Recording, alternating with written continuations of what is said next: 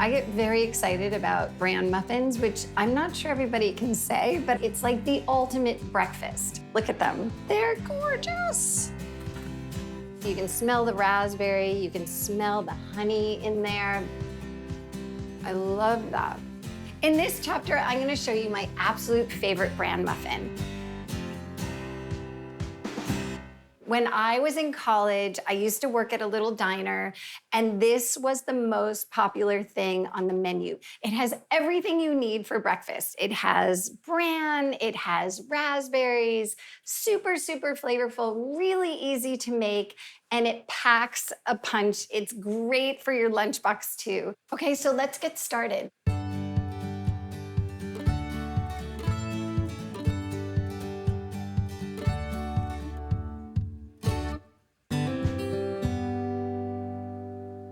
The main ingredient in these muffins is whole grain cereal. It adds the flavor, it adds the nutrition, it adds the fiber, but it doesn't make for a heavy bran muffin. The first thing that we have to do is make cereal, essentially. So I just break up the cereal just so that it will soak up the milk a little bit faster. And then I just pour my milk in, pour that right over it, and then let that sit until the cereal gets soft. I need to measure out my flour, 163 grams, and I always use a scale because it's more consistent.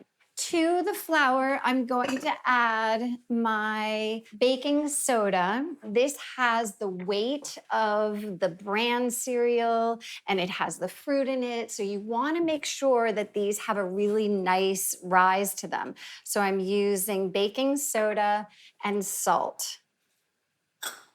I'm just gonna whisk all of that together. I wanna make sure that all of my leavener, my baking soda, is all distributed in the flour so that I don't serve somebody a muffin that has like a big bite of baking soda. It also helps to have an even rise in your muffins if the baking soda is really well distributed.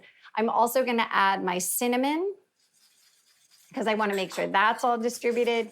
Just all of my dry ingredients into the bowl, and then we can set that aside.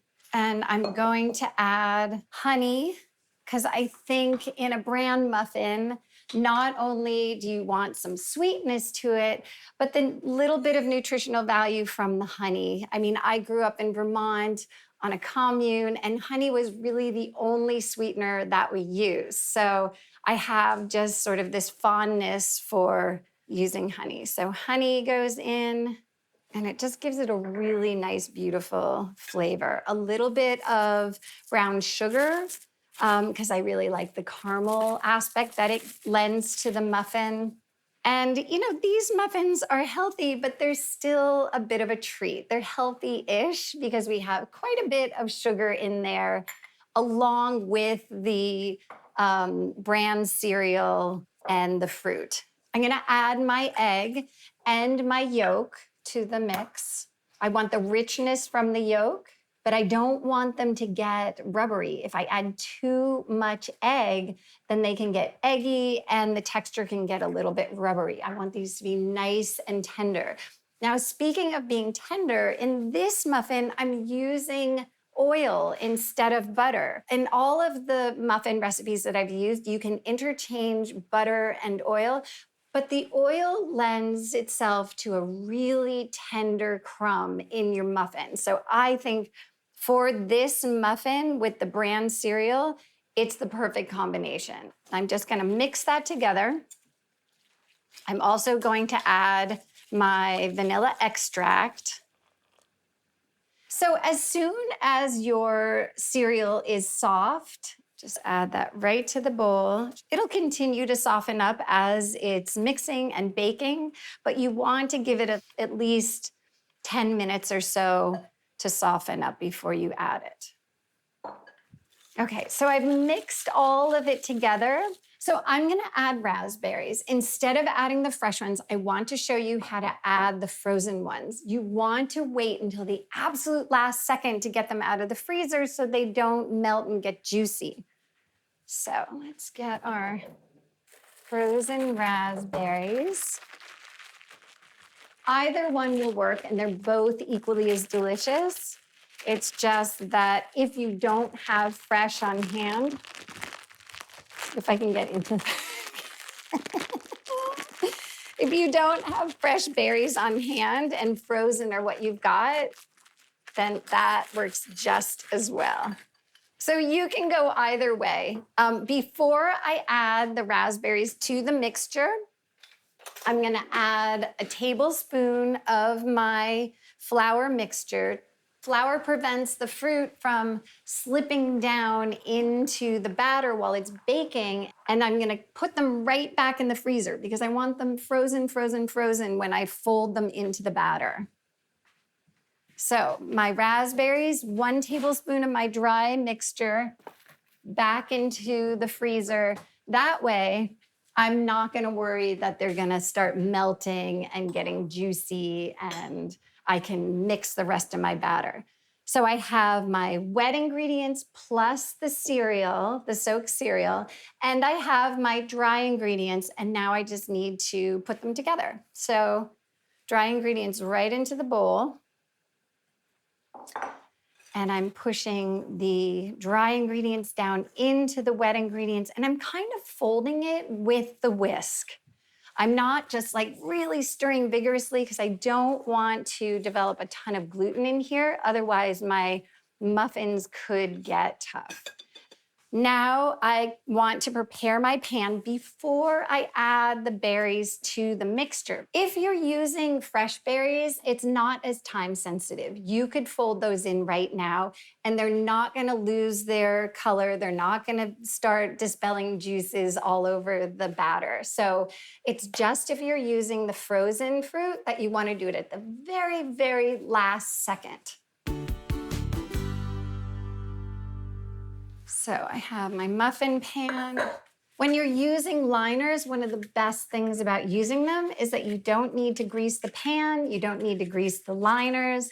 They keep everything nice and neat, less cleanup, which is always nice. And they also ensure that your muffins are gonna pop straight out of the pan. Now I can add my fruit. So I'll go get it out of the freezer.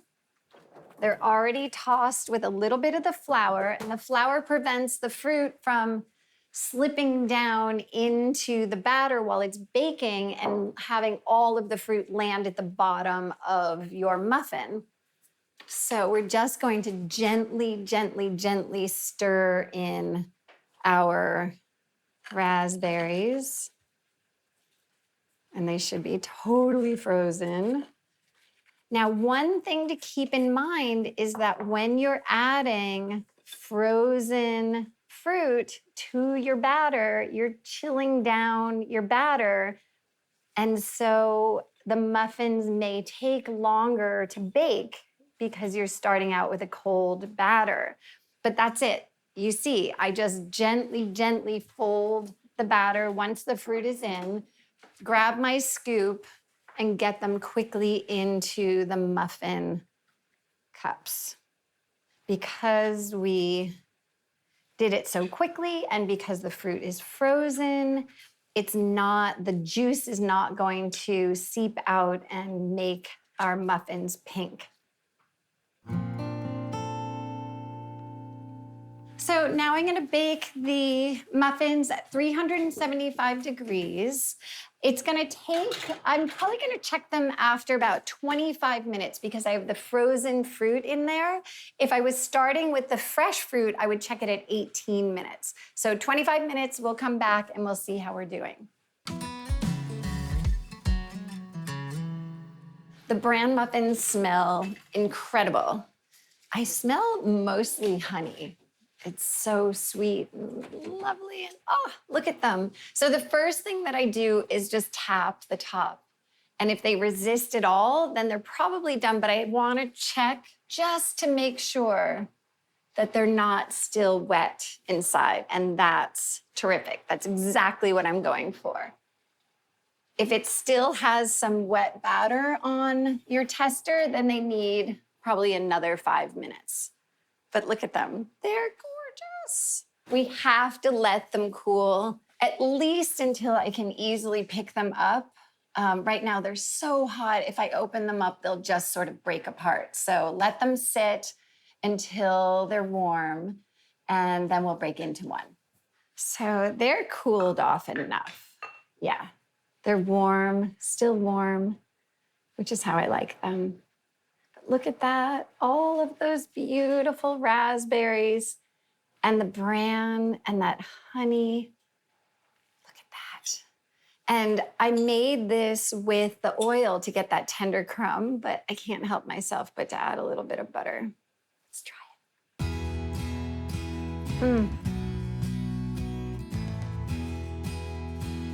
It's so good. It's just the right balance of sweet with the raspberries, a little bit tart. And then you have that like earthiness of the whole wheat cereal. I love them. In this chapter, we learned about my ultimate bran muffin. It's the perfect breakfast treat. We talked about the bran cereal. You need to soak it first so that it distributes throughout the entire recipe. And if you're gonna use fresh versus frozen fruit, if you use frozen fruit, you have to put the flour on, keep it frozen until the very last second so that you don't get streaking of the color all the way through and you don't get the juices. If you're using fresh, you can add it at just about any point. Thank you so much for watching, and we'll see you next time.